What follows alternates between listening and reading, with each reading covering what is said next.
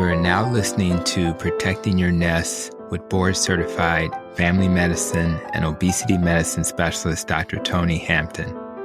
For more, visit drtonyhampton.com. I'm Dr. Tony Hampton, and welcome to the 5th episode of the Protecting Your Nest podcast. Today, we spend some time with Adele Hite, who is on a mission to help move us towards a world where the leading cause of chronic disease is attacked and minimized. She is an expert on dietary nutritional guidelines and can be found on other podcasts sharing her thoughts about why those guidelines don't really serve us. Today, we will shift the discussion just a little and focus on clinical guidelines and how clinicians can move the metabolic curve in the right direction by offering a prescription of carbohydrate restriction as a therapeutic intervention.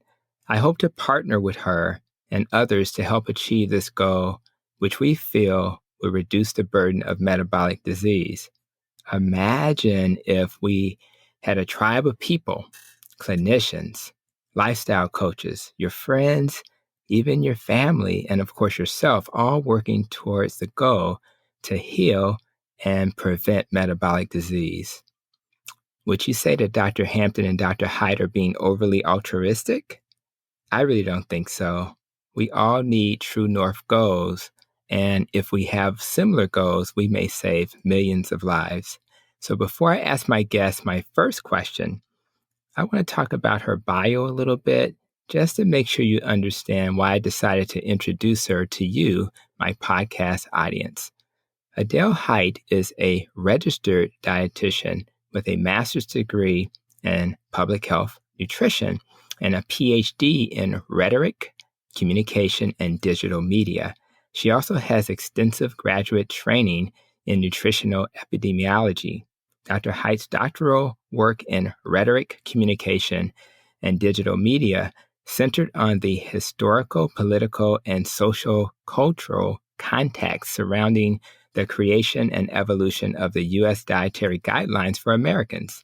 As many people are now learning, the first 1980 dietary guidelines were not based on a substantial body of scientific evidence.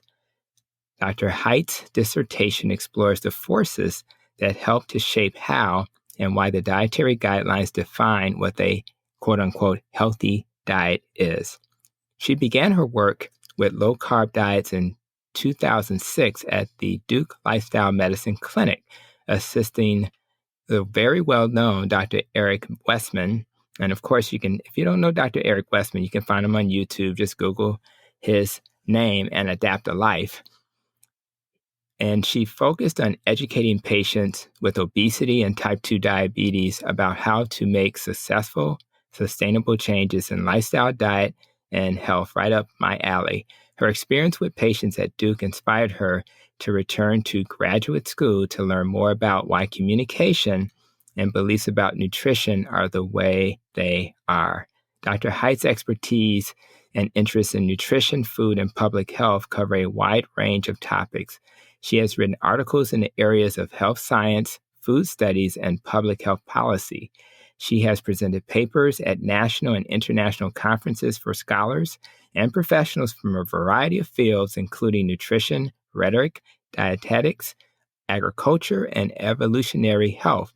In conjunction with a Low Carb USA, Dr. Hite led a global effort to create a general protocol to guide healthcare professionals in using therapeutic cardiac reduction to treat metabolic disease. These are the first clinical guidelines for the prescription of therapeutic carbohydrate reduction written by and for the community of healthcare practitioners. And we really appreciate her doing that for us, but also for researchers using this intervention.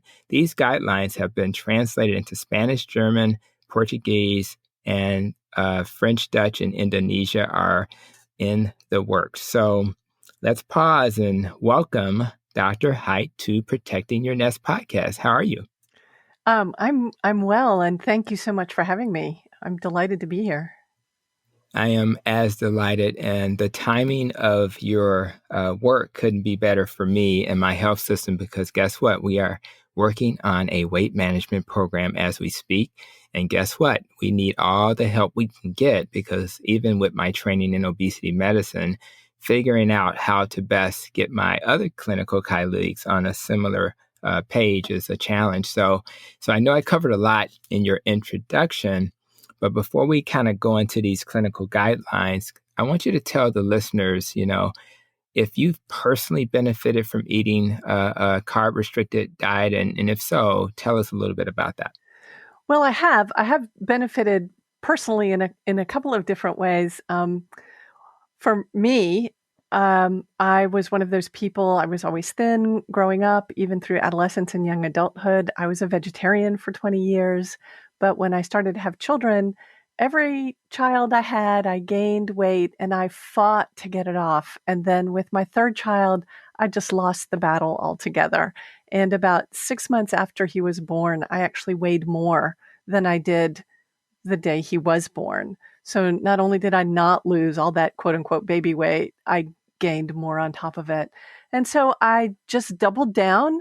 I knew how to count calories. I knew how to eat less and exercise more. And I did both of those things. And I could tell you how many calories were in a teaspoon of ketchup in my toothpaste.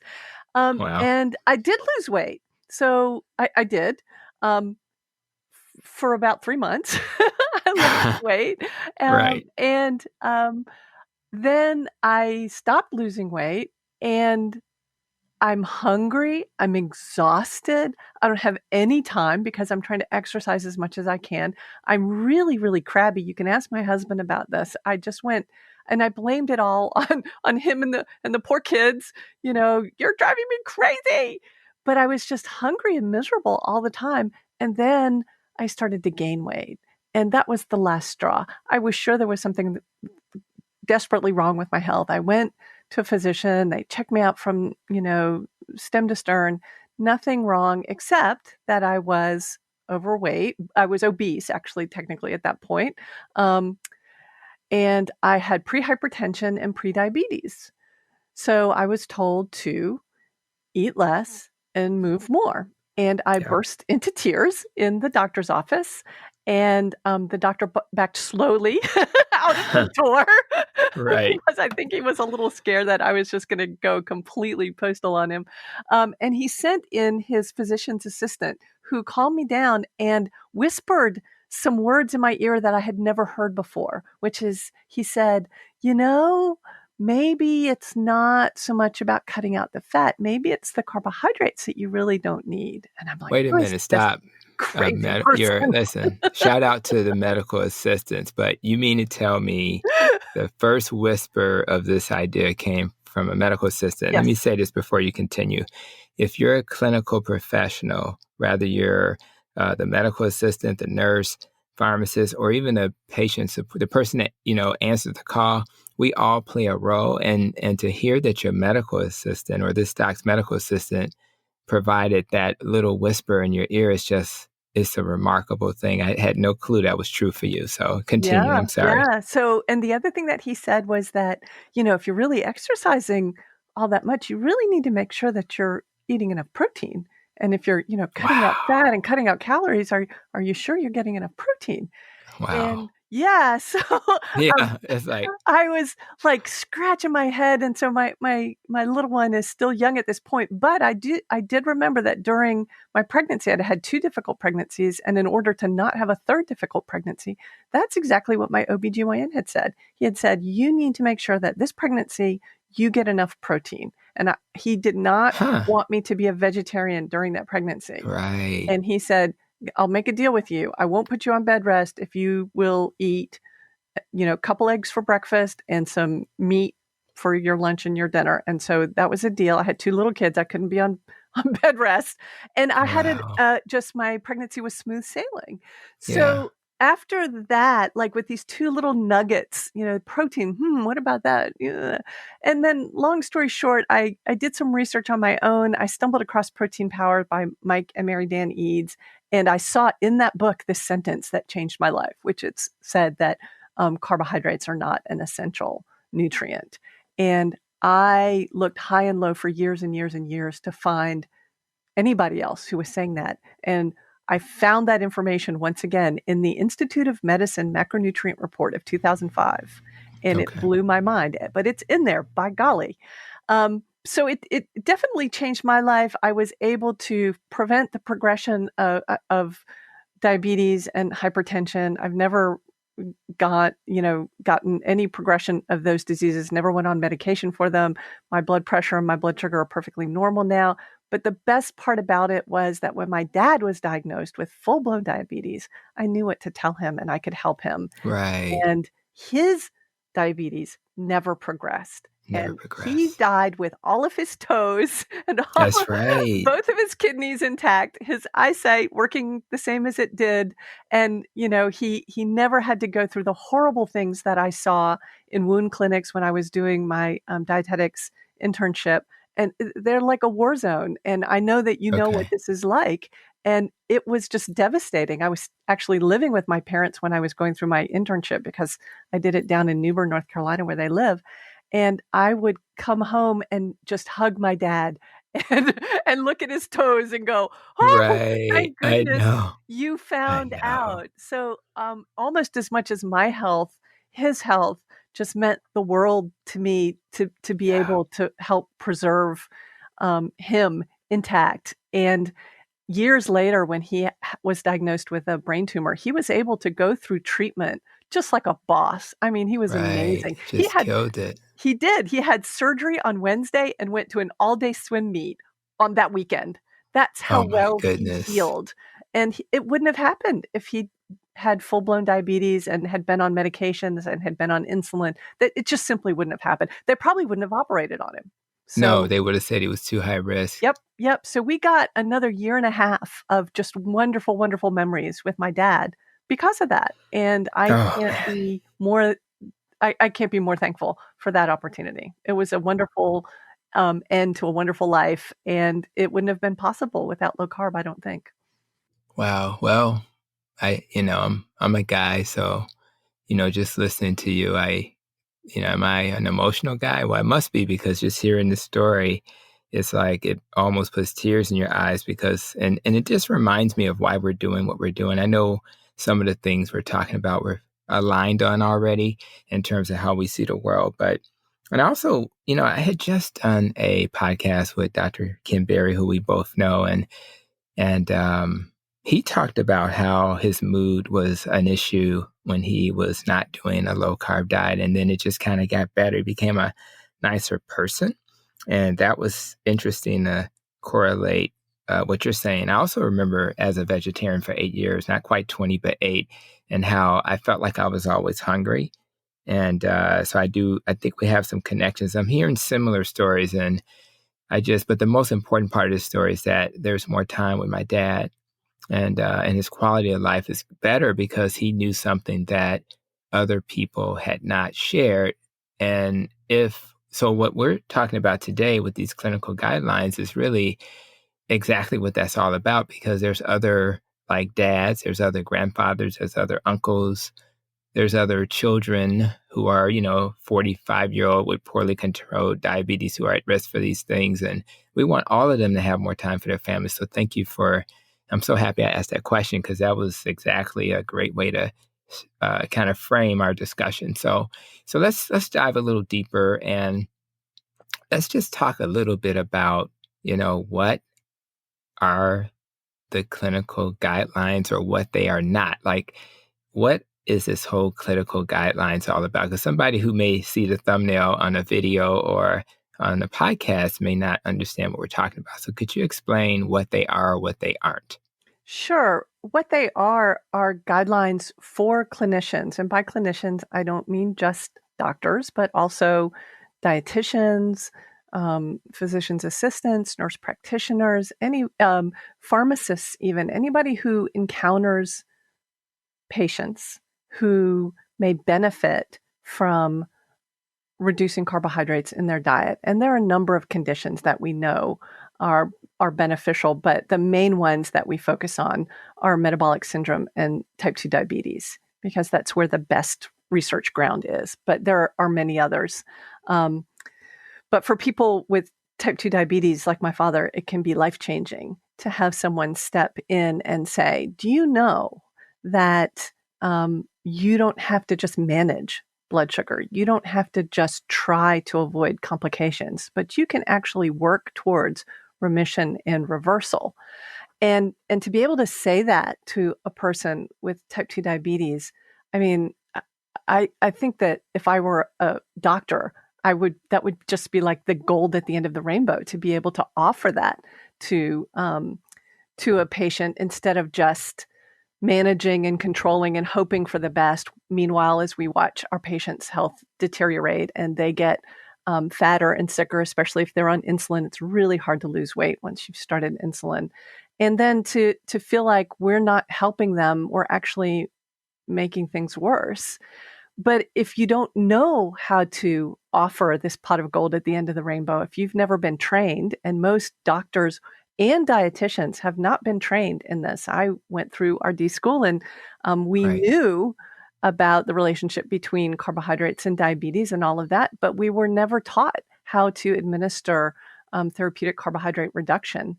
And this is, in a nutshell, just the bare bones of how to learn how to administer therapeutic carbohydrate reduction. So it tells you which patients it's right for, which ones it's not right for, what tests you need before you get started. So what are the baseline tests that you need to have done and what you're looking for from those tests. And it tells you how to educate the patient. It gives you a little education as a clinician in terms of what adequate nutrition is and what role carbohydrates play in adequate nutrition. In other words, not a big role, really none at all. And it gives you a little bit of background about what you can expect from changes in physiology and changes in biochemistry when you reduce the carbohydrates in a person's diet. Talks a little bit about the different ways that carbohydrate reduction can be done.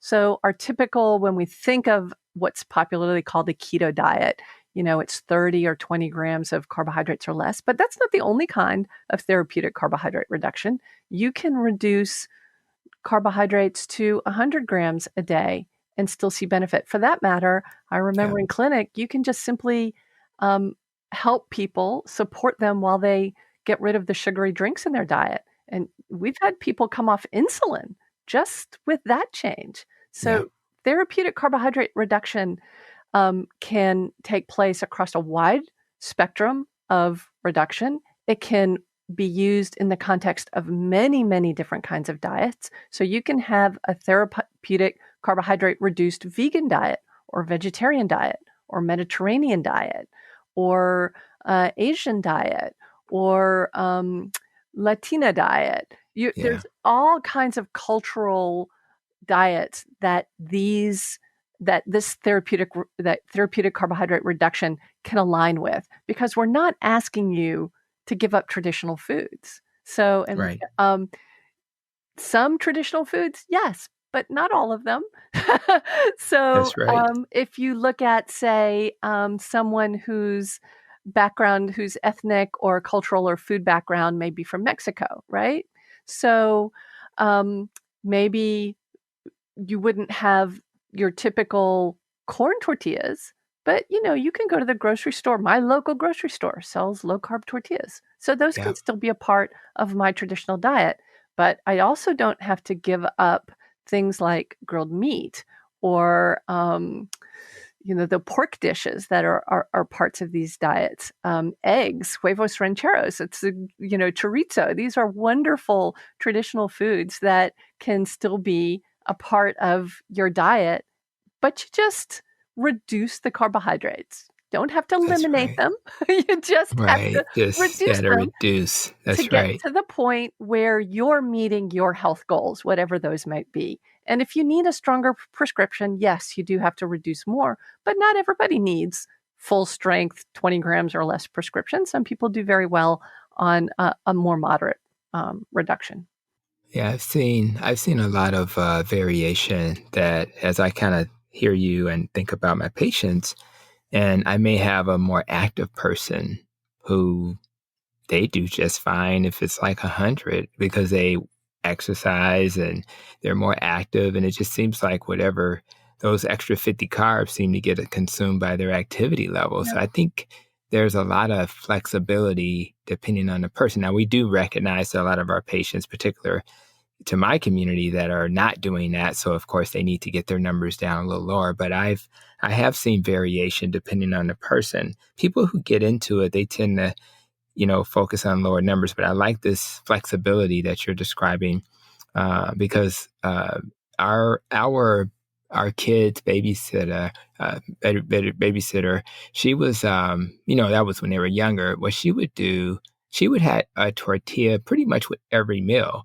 And so as I think back on that, I think, having another way to prepare it, and also thinking outside the box and what other dishes do you like, and maybe making more of the dishes that are not as starchy. So I think there's some flexibility. But do you know what I feel, and maybe it's not a question, it's just a statement. Sometimes I feel like I'm in the matrix because the things that, and I know we all come across this way of eating.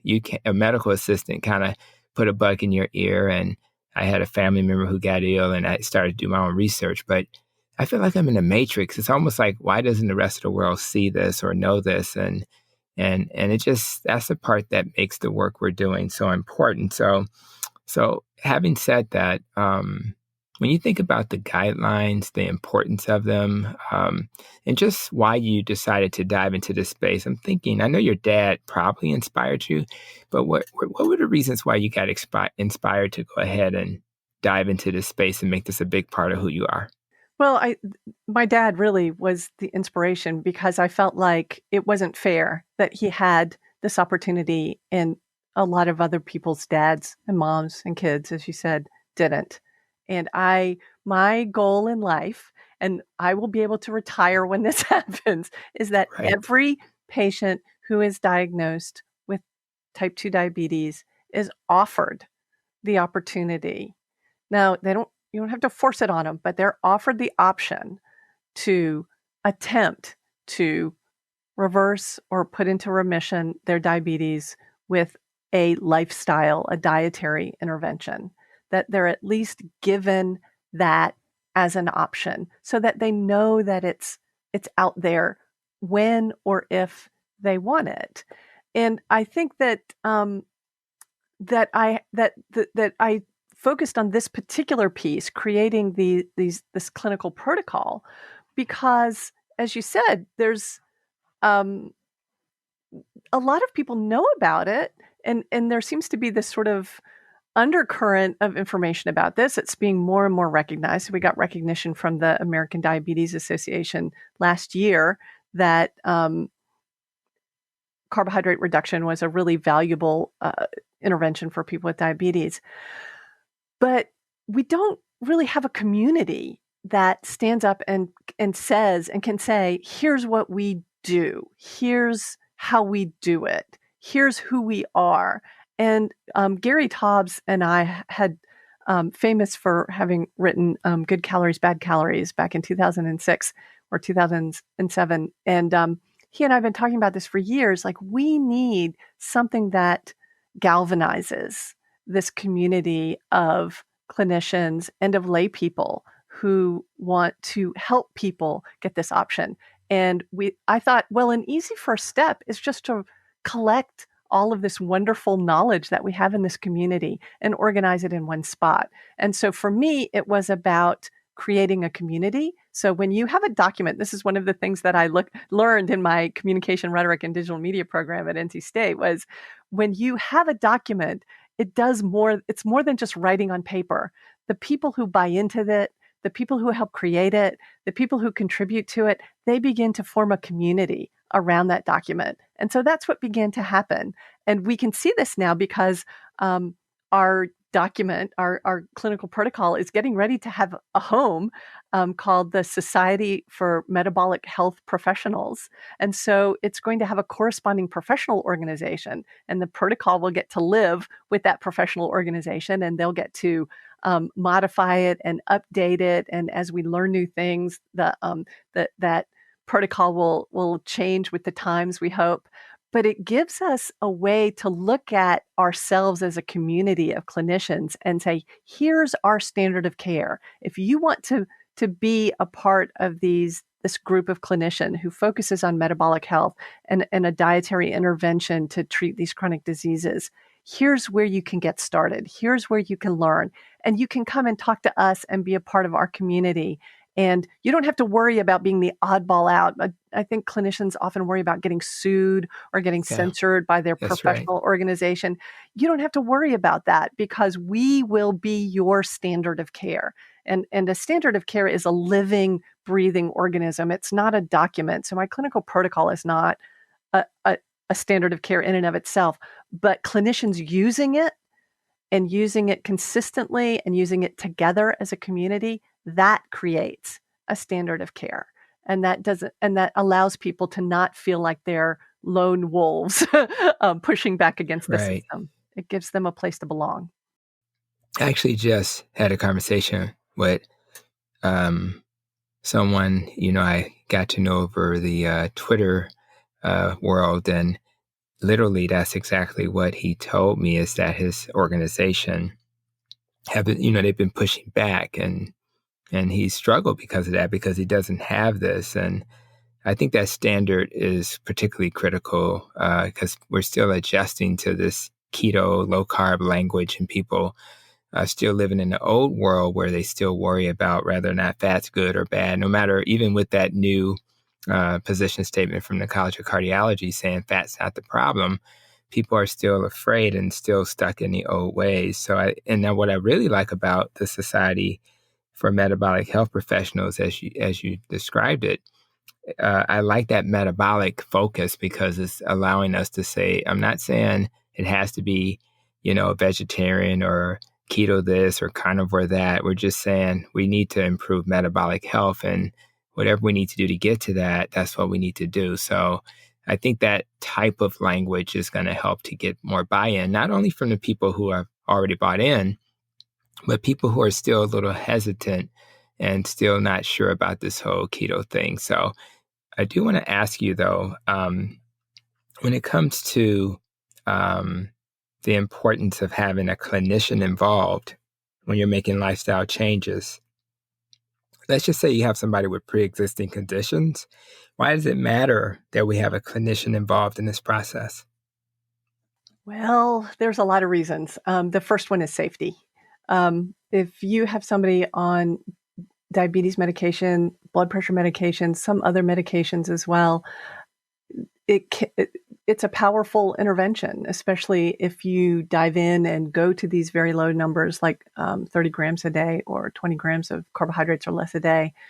These can be really powerful interventions. They really change your physiology and your biochemistry in good ways. I mean, the problem is not the diet. The problem is that you're now over medicated for your new physiology. And having guidelines or using these kinds of diets in a public health setting where people would just pick them up and think, oh, I have a chronic disease. And so I'm going to start this diet because it's been recommended by HHS or USDA, really, it puts us in a precarious position because these patients can become over-medicated. There's also side effects. Again, it doesn't happen if you're reducing carbohydrates slowly or if you're not reducing them dramatically, but there are side effects that come with diuresis. People let go of a lot of water when they let go of carbohydrate, and that can lead to constipation. It can lead to dizziness. It can lead to nausea, all sorts of things. And then the problem with that, I mean, these side effects usually aren't so dramatic that people are going to be in their lives are not going to be in danger. Their overall health is not going to be in danger, but they're going to think, oh, this diet makes me feel lousy and I don't want to do it. And there goes a perfectly useful intervention that is now not going to be taken up because you've scared someone away because they haven't been supported for side effects. And the other reason is that we do need to know about people's health history and their family history. One of the things that the mistake that we made back in the 70s was that we took a clinical intervention. So a low-fat diet, low cholesterol diet, low saturated fat diet was originally a clinical intervention directed specifically at people with a history of heart disease, people who had already had a heart attack, or people who were dealing with heart disease risk factors and obesity. And then we made a huge mistake and we transferred this clinical intervention over to a public health policy. And look what happened. It didn't work out so well. And there's a number of reasons for that.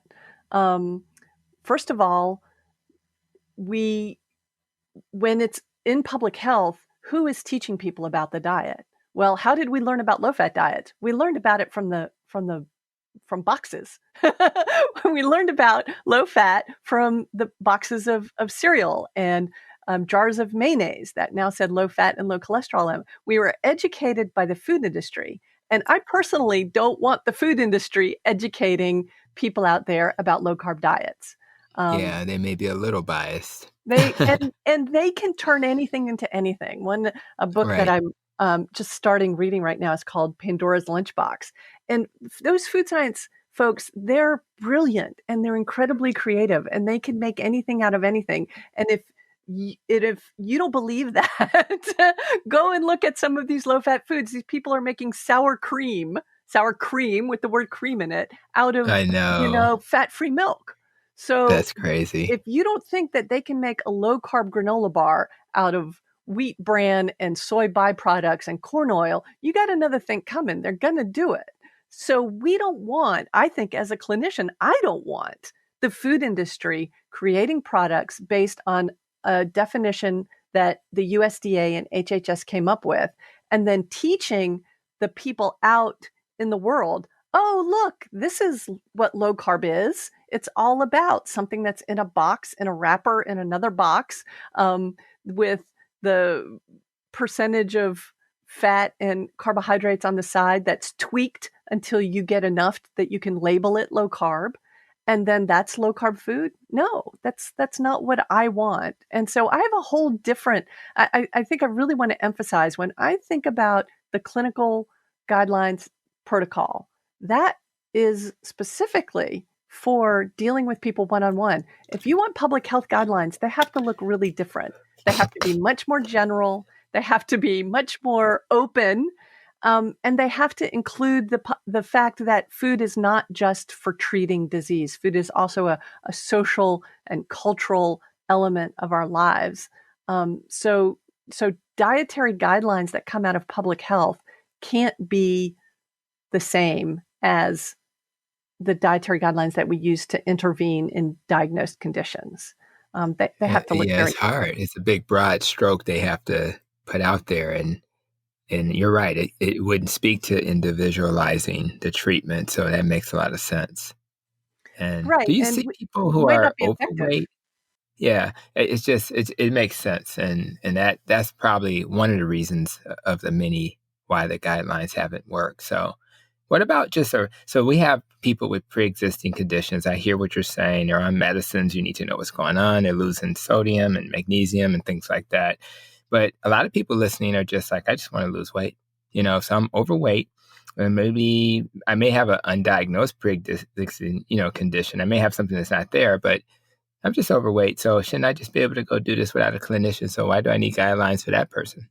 Well, so the clinician still needs guidelines if the clinician doesn't know how to administer a low carb diet, but the patient might not, the individual might not need to become a patient. There are lots of good online resources. I'll toot my company's horn, Diet Doctor, who the company that I work for. They have wonderful free online resources, and I'm a little biased because I helped create them, but they will walk you through it. However, it's still nice to have support. It's nice to have help if there are complications, if there are side effects. It doesn't necessarily have to be a clinician. There might be well-informed health coaches. who could help you with this kind of thing. But again, you get back to that question of effectiveness. A low carb diet that's not implemented in a way that's going to get the results that we expect and are typical for carbohydrate reduction, you're going to have people going, well, I tried it and it didn't work. Well, but you don't know what they tried. And you don't know if their version of a carbohydrate reduced diet was full of things like low carb products that aren't necessarily the whole foods that we otherwise focus on. You don't know if they are adding too much fat, or maybe they're not getting adequate protein because all they've heard is lower carbs and add fat, add fat, add fat. And so their diet is, 15 grams of carbs a day and 200 grams of fat. And they wonder why they're not losing weight. So Right. there is something to be said for having appropriate support. It doesn't have to come from a clinician, but it should come from a trusted online source. Right. If you're someone who doesn't have pre-existing conditions, you're not on medications. And I do think that my company, Diet Doctor, is a very trusted online source. Verta is another one. These places are a great place to get information and to get guidance. And there are support groups out there, both in person and online, where you can get help. Diet Doctor is creating a coaching program. So we're hoping that there'll be even more support that you can get without having to go the clinical route. But even at that, I would add to that the low carb diet that you do now might not be the low carb diet that you want to do 10 years from now, because your health may change, Right. your life may change. Like a labor intensive low carb diet might be great when you're single and you have lots of time to play with your food. But That's when right. you start to raise a family and your life gets That's right. crazy busy, maybe you need some help doing it a little differently. So, and again, I think you can find that from different places. But my main concern is always safety. If somebody is on medication, if somebody does have a pre-existing condition or suspects that they might have a pre-existing condition, That's right. getting clinical support is really important. And to do that, though, we can always help individuals educate their clinicians. So it doesn't always have to come from the clinician to the individual. If you're an individual and you think that this might be helpful to you, you have the right to ask your clinician to educate himself or herself about it so that you can get the help that you need. And That's especially if you have excellent. type 2 diabetes, you have the right to ask for remission and reversal, to at least have the option to move towards remission and reversal, and not just management and control. Yeah, and I think that's still a big education piece. My brain understood this about 5 or 6 years ago, and it's just the way I think about diabetes. When I sit in front of patients who are newly diagnosed, and if their A1C is not 13, if it's like 6, 7, 8, I say, okay, you have two options today. We can take the option where we manage your disease with medicine, and I can write a prescription, or I can give you specific steps you can take that are dietary. And if you take that step and you honor that, you don't even have to take medicines today. And what I found is when I give people that simple option, and then I give them enough information to guide them. That's why I made a video recently about how and why to start a low carb diet. And I refer to Diet Doctor all the time. And what I I found appreciate is that. that when you give people, yeah, I really do, because I'm a frontline doc, I'm a medical director. I don't have time to create. I'm going to have a website, but I don't have time to just create all of that content that you guys have. Why reinvent the wheel? I think we should partner and work together. And then I do my thing, you guys do your thing, and I think it all works together, going back to why we need all to come together and have guidelines. So I just think that's awesome. And then when you think about, like we talked about people with illnesses, we talked about just a person that's overweight and maybe doesn't have illnesses. And then you have that person who wants to just be metabolically healthy.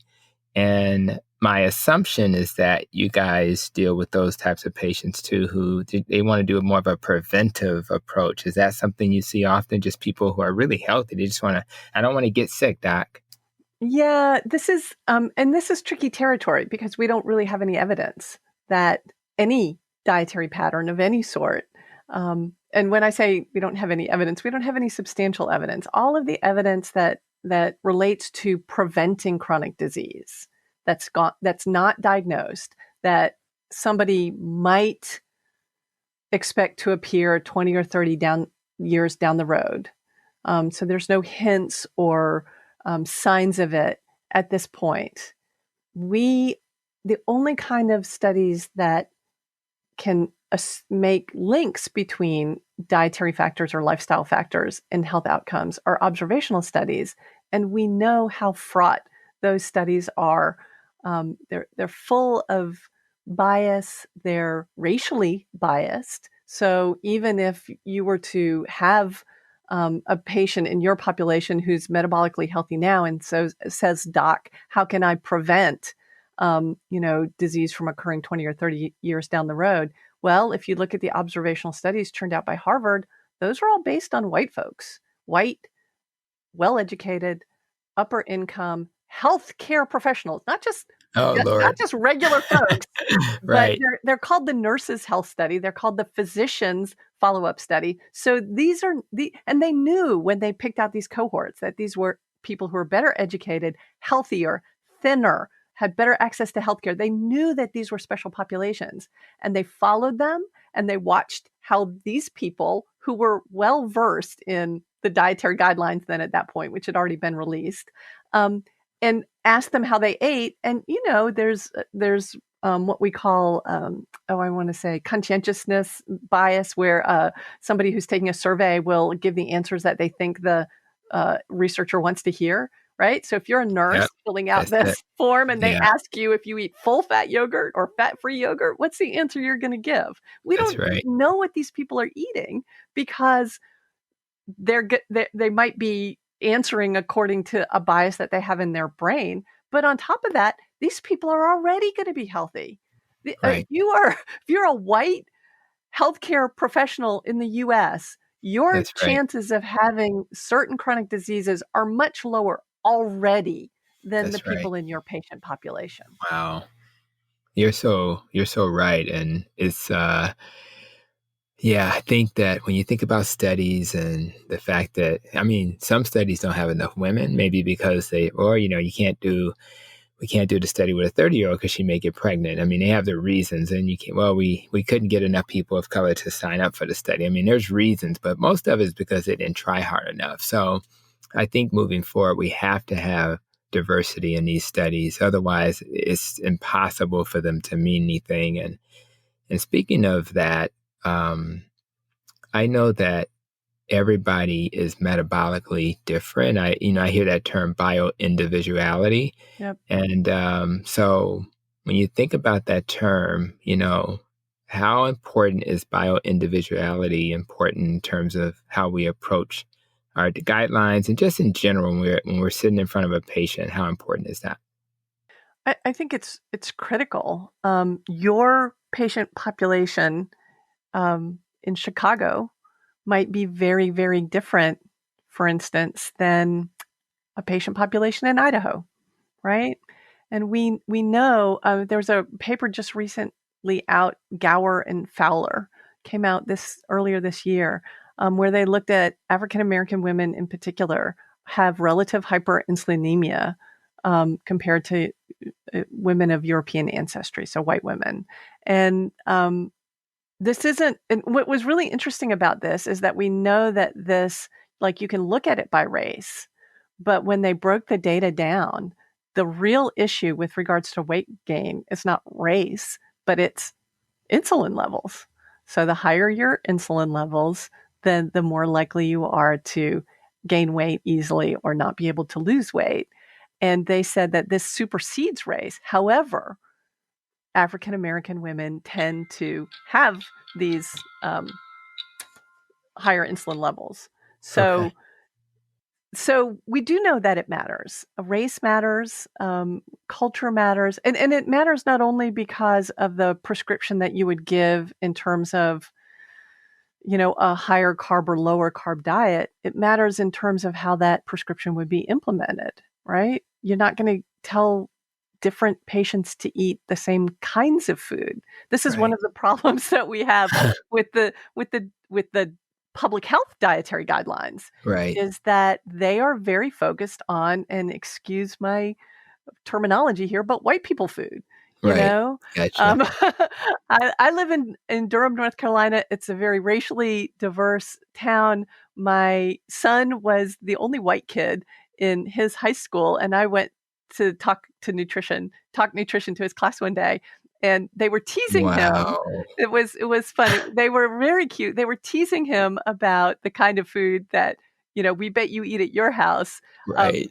Yogurt. This is what they were That's calling right. white people food. Cottage Yogurt cheese. and cottage cheese and granola That's bars right. That's and, right. things like that. And so Hilarious.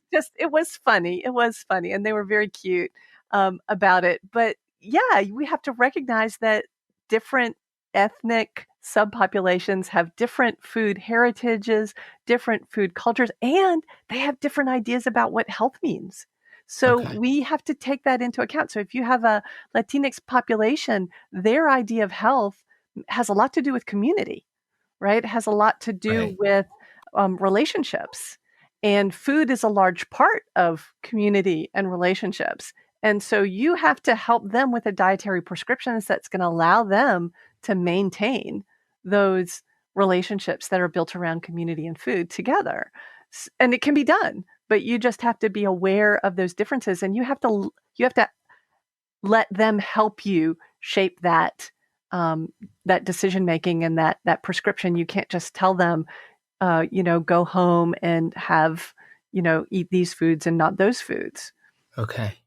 I definitely that resonates with me, and I definitely have to tweak my message based on even my previous medical assistant was African American. My current medical assistant is Latin American, so we have slightly different conversations because, of course, you're going to influence the people you work with, and you have to tweak your conversation, and you got to tweak it based on age and other factors where they are in Yeah. life. Like you said, my current medical assistant doesn't have kids, so she thinks differently than if she did have kids. My previous medical assistant had 3 to 4 kids. So it's a different conversation. I am thinking, I'm back in clinic now, and there's 2 questions I need to ask that I think other people in healthcare would want to know if they are in a system like I am. I mean, we're Advocate Aurora, which is in Illinois, Wisconsin, and hopefully soon will be in Michigan with Beaumont. We're working on a weight management program. So there's 2 things I have to ask. I'm on the weight management committee. Let's ask the first question. The first question is, so I have a health system. We're trying to develop a weight management program. I'm loving the idea of these clinical guidelines. So what would they do? I mean, what's the steps for them to introduce that into the system? Is it going to a website? What exactly does a person who's interested in clinical guidelines, what would they need to do? I think one of the great resources that we have on Diet Doctor is a CME course. It's not time intensive, and you get your CME credits that you need to earn anyway. Yeah.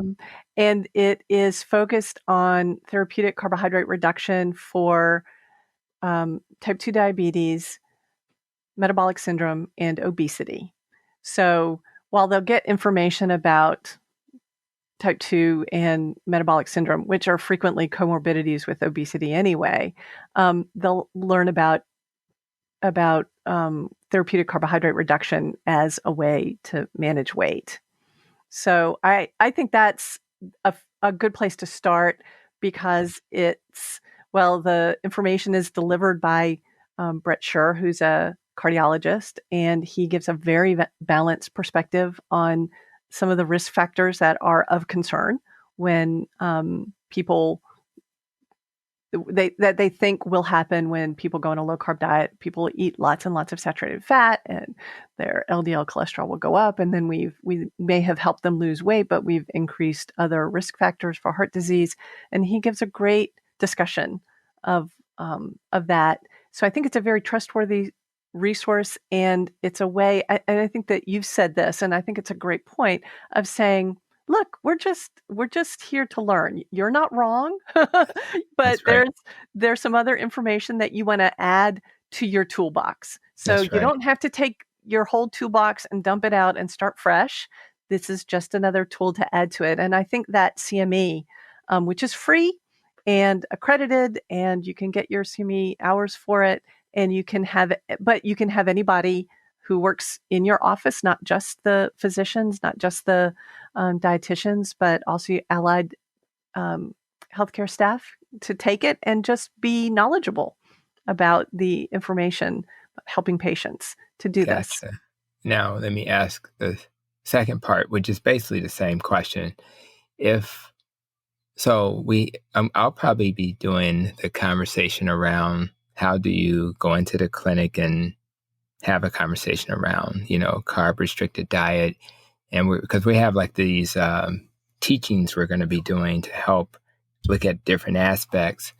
So I know that in the past I got some training from Tim Noakes Foundation. They have some educational things as well in South Africa, and it kind of helps to kind of say, when you're in that setting, these are the things that you need to order. So is this type of CME, which I had not done yet, similar to that model, or is it just more of a bigger, higher level view? Would it Oh, answer no, both this of those is questions? absolutely very clinically focused. It is written by Gotcha. clinicians for clinicians, and I think it's yeah. You'll have to ask my boss, Andreas Einfeld, if this is why he hired me. But I think the clinical protocol, he saw, that I was working on that, and he saw the Mm-hmm. opportunity to translate that into a course for Diet Doctor, because his mission too is to help educate the public and to help educate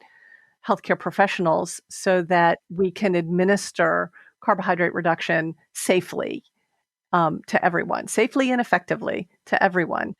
So it's the nice thing about this CME, is it's very clinically focused. So it's not unlike the clinical protocol. I think it's the clinical protocol just even more streamlined and even That's more right. focused That's on right. what a clinician needs.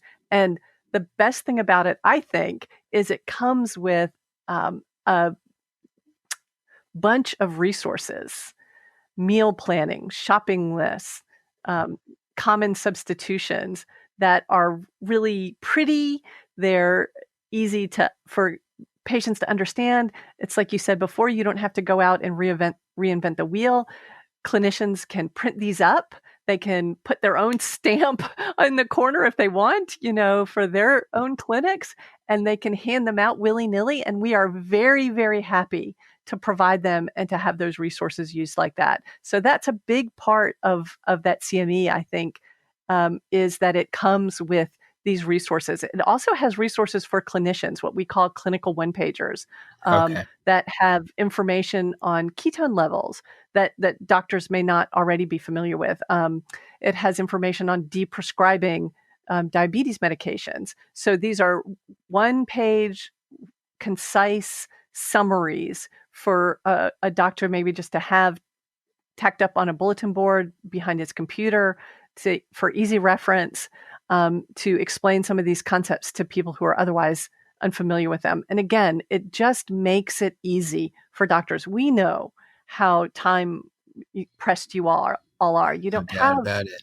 Right. You don't have a lot of time to go out there and do a lot of digging up of resources on your own. So in this CME, we have just put everything there in one, I hope, neat, nice little package. And we've Nice. had literally hundreds of doctors at this point to take the course. So we're really thrilled with it. And I hope that you do have a chance to take a look at it and I give us some I feedback on it. But we I hope that will. it's a good resource for you and your the people that you manage.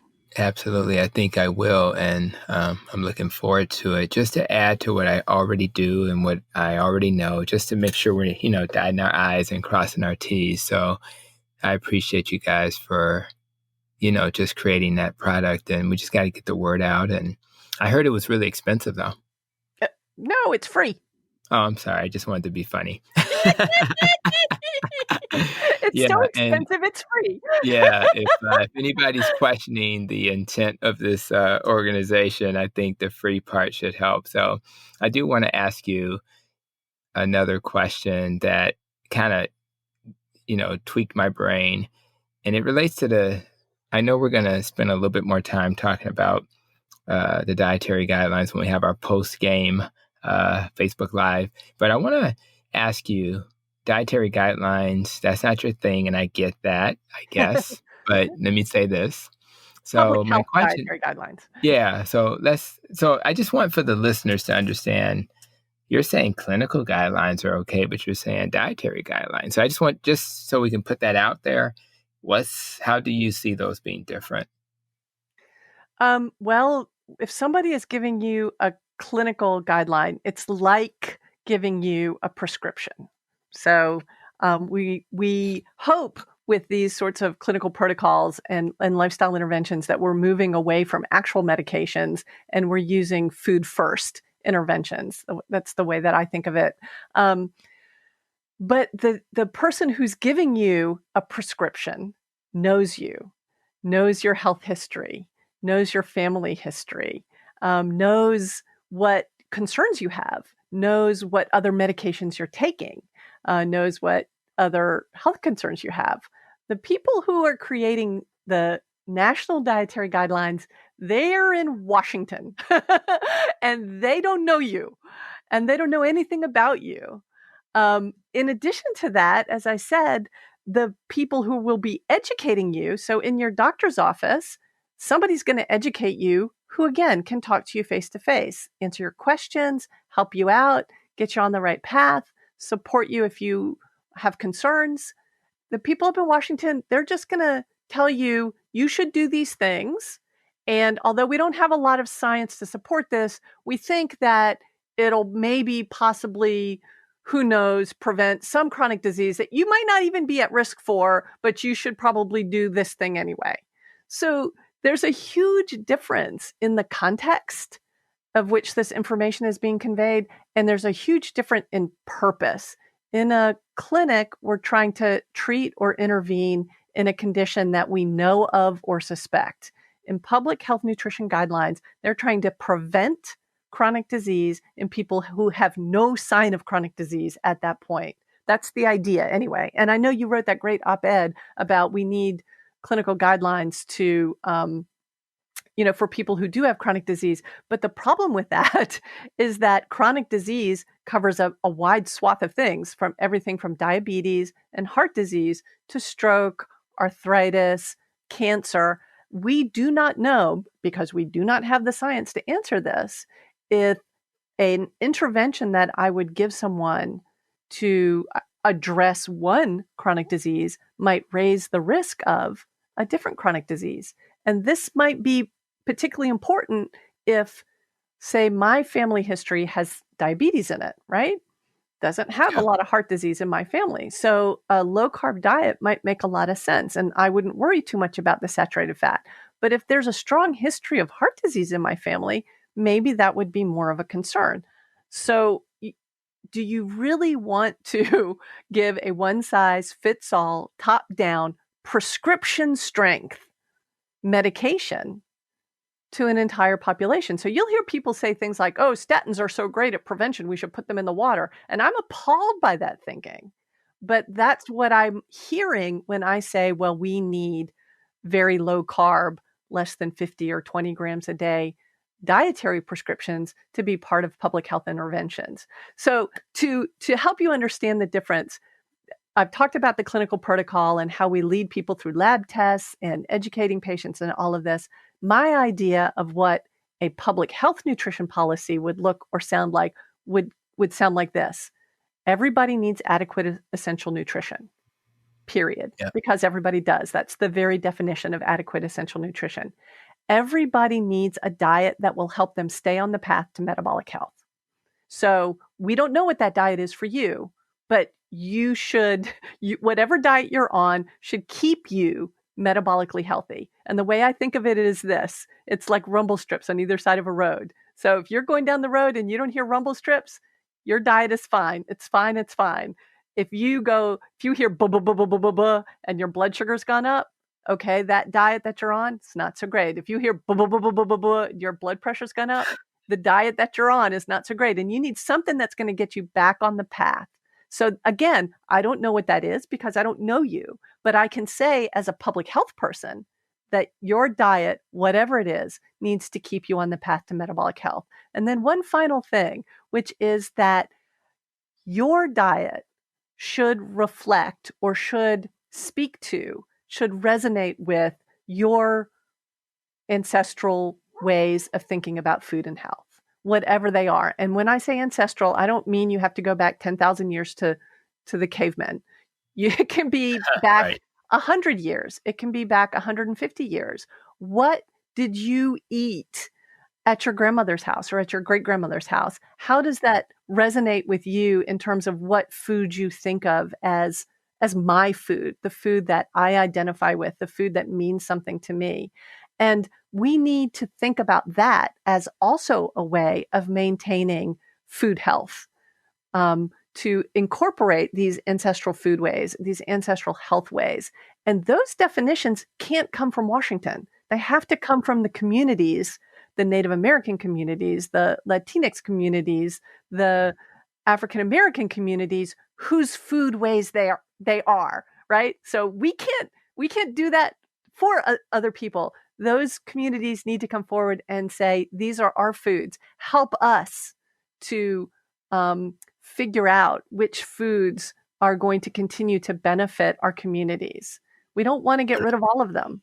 But ultimately, the clinician has to, if they have the right training, could somehow take let's just say that if the training diet doctor offers is a good set of trainings, right? And then they have to then put that together with some of this cultural. And you're saying because it's only that local doctor that can kind of put those two things together where the guidelines won't have the capacity to do that. The only thing I worry about is it idealistic? Is it realistic? Can we actually come to a place where we have enough people out in the field who have the expertise and the titles to be in that clinician role, but they can also apply that, or is it going to be easier to do a broader stroke approach? So I hear what you're saying, and that's, obviously I wrote the op-ed for a reason, but it's like, which methodology is the most realistic? And do you think that this is the one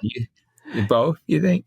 I think that changing the dietary guidelines is completely unrealistic. I don't think it's going to happen in my lifetime. Well, you don't think it's going to happen anyway, and it's feeling that way. I mean, we're pushing back. I wrote the op-ed because I wanted to do my part, but you're right. I mean, you do get a little nervous about the reality of that. So. Right. I spent a semester in Washington, D.C. looking for what in policy talk we call it a policy lever. It's the thing that you can jam underneath the policy and make it budge. And the dietary guidelines don't have one. A lot of people don't know this, but the dietary guidelines existed via convention. 3 editions of the dietary guidelines came out before the dietary guidelines were actually mandated by law. So that tells you how strong they are in terms of convention. And convention, you don't change by policy. You can't. The law followed the convention. The mandate followed the convention. So a lot of people aren't aware of that, but that's how it happened. And so what that means is that the dietary guidelines were already a part of a cultural way of thinking about how public health experts get to impose their views about what a healthy diet is on a population. And maybe we need to wrap this up, but I can tell you that this had a lot to do with race. The problematic population at the time were that our public health experts had targeted as the obesity epidemic that was getting ready to explode were low-income Black women, 3 minorities deep. Wow. Okay, and Wow. they were the only population in the U.S. that really had excessive rates of obesity. But if you remember what else happened in 1980 was Ronald Reagan and the Yeah. welfare queens. It was the same population that was targeted, poor Black women, right, who were taking advantage of the welfare system. And what the politics behind the dietary guidelines were that there was the same population, poor Black women, who were not eating right, not taking care of their health, and were going to become a burden on the US healthcare system. So we had to stop that. And we were going to do that by telling them how to eat like white people. Wow. Okay. Yeah, that's not good. So you tell me we need to keep these guidelines. We don't. We need to get rid of them. They're racist from the beginning, from their That's origins. deep. Well, you kind of struck a chord when you mentioned Ronald Reagan, and I never do politics on tweets and things like that, but I do want to say this.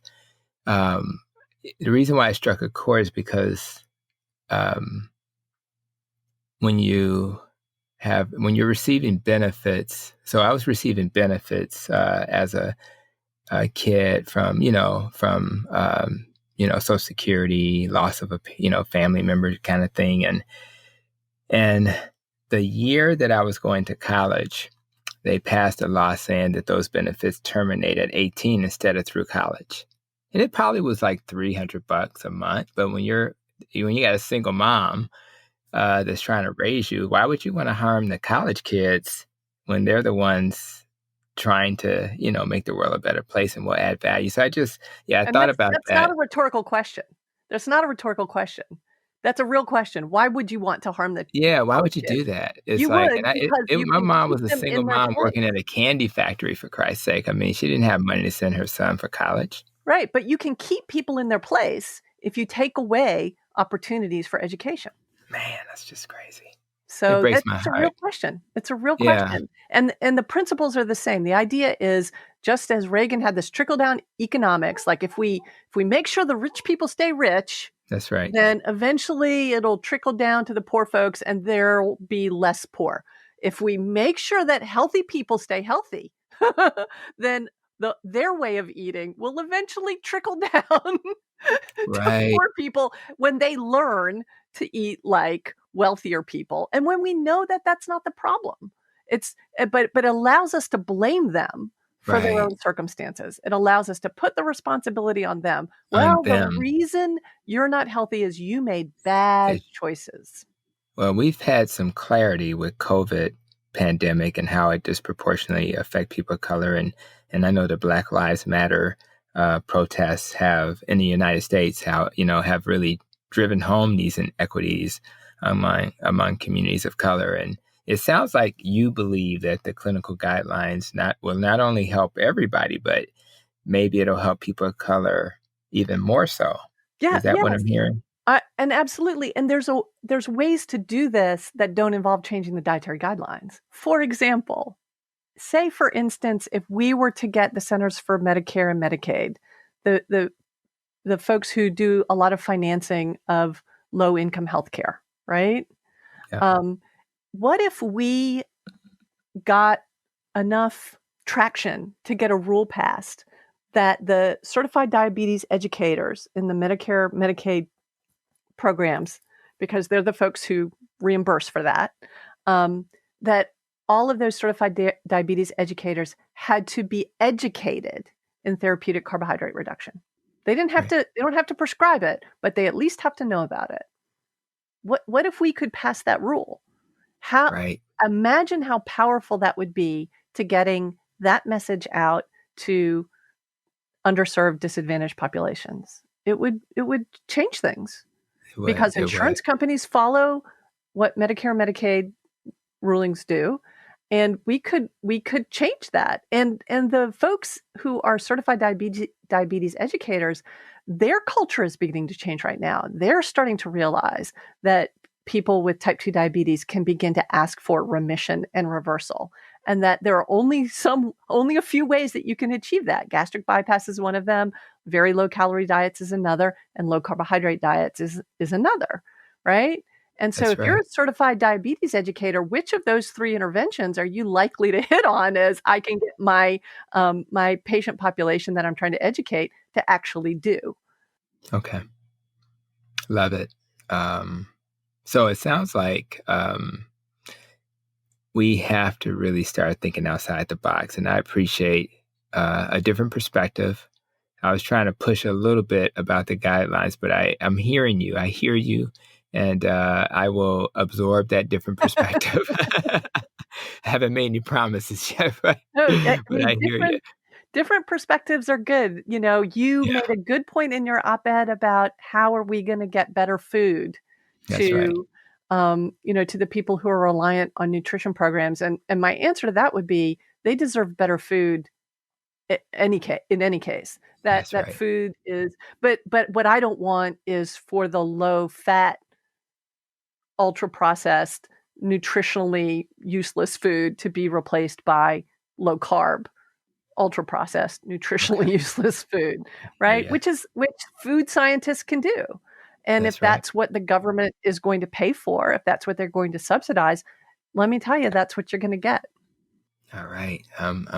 You had me. I'm hearing you. So that's why this podcast is not just about teaching others, but it's also, I'm trying to learn and grow. And that's my secret sauce. If anybody wants to know, as I learn, I teach. So there's no magic to it. So let me ask the last question, because I know we need to wrap up and get to our next part of this conversation.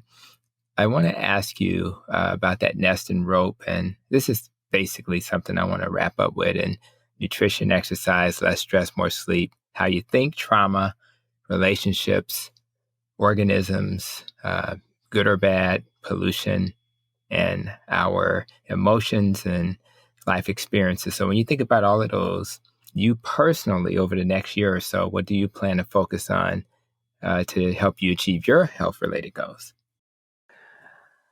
Oh, probably stress, sleep. Yeah. I think my nutrition program is good, Okay. and but the thing I think that people underestimate, I hear people say all the time, "I've been in ketosis for 5 years," and I think, not if you've ever had to slam on your brakes to keep another car from running into you, you haven't. Right. Right. Right. You Because got that something right. like that happens and your blood sugar goes way up and you can feel it in your body. So chronic stress, I think, is right up there with excess carbohydrate in terms of it's something we just don't need in our lives, and we need to do what we can to just let go of it as much as possible. I mean, it's impossible to live a stress-free life. I think that some stress is good for us, and it's not objectionable, but we also um, there's a reason there's this great book called Why Don't Zebras Get Ulcers? Well, it's because they don't lay in bed and think of all the terrible things that could possibly happen in the next few days. And I think that the more that we learn to let things go, trust ourselves, trust the goodness of the world, and work towards meaningful work and play and relationships, that will be okay. We'll be better. Wow. Okay. Well, that's good. And I think everybody listening can resonate with the stress thing. I've gotten much better with that, but this is my year actually to figure out meditation. So I'm trying to actually, this is my stress year too. Last year I mastered sleep, and my life is different because I get 7, 8 hours every day, and that's huge. So again, I'm trying to look at this nest and rope myself as well, and just try to get better. So I enjoyed you, and I appreciate you, and thank you. And I guess as we wrap up, for those listening today, we talked about the clinical guidelines, and now you know what that means. And we at the very end we touched on how they impact communities of color, and as is my approach, I'm going to beg my guests to come to Facebook and YouTube Live for a brief conversation, and you'll have access to that in the show notes by the time this podcast is released. And at the end of the day, we're going to dive a little deeper into the topic of inequities, just to make sure we touch on that. And I think that's such a hot button issue right now, considering what we're going through. And if you don't see it quick, easily in the link, just go to YouTube, and it's going to be entitled Podcast Episode 5, Adele Hite, Clinical Guidelines, Treatment of Carb Restriction as Therapeutic Intervention. You should have no problems finding that. So how and what a clinician communicates to patients really does matter based on research that I've read. And I think that's why Dr. Hite essentially messaged that type of guidance is necessary so that we can achieve the goals that we're trying to help our patients achieve. So I really love that part. So, and that's a different perspective, some people just believe you have to, again, have this hierarching body create guidelines. And my guess is saying, no, we need to get those clinical folk doing with the work that they do. So I love the fact that you guys are contributing to medical education and other interventions to help support those on the front line. So I think that's critical. And so I want to thank you for that. But most importantly, as we wrap up, I want to thank those who have listened. I hope this added some value to your life. And as I always say at the end, continue to protect your nest. Thank you very much.